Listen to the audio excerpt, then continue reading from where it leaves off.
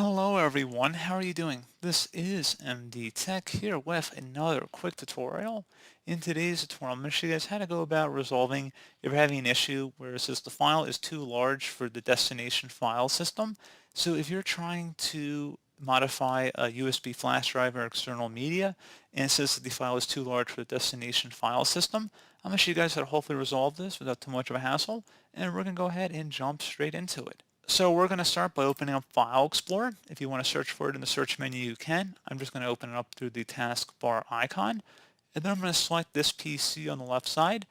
Right-click on whatever drive you're having the problem with. So assuming it's not a Windows drive and it's an external drive like I mentioned earlier in the video, please note that we're going to actually be formatting the drive, so anything that's saved on the drive is going to be deleted. So make sure you back up everything on the drive, make sure you save it to somewhere else before you perform this upcoming action, because we will be clearing everything off the drive. There won't be anything left on it. All your data will be deleted. So you want to right click on the drive and select Format. And now this is what's very important here. Underneath File System, click inside the drop down, set it to NTFS, and then select Start, and then select Yes. Format should be complete. Select OK, and that's all you have to do.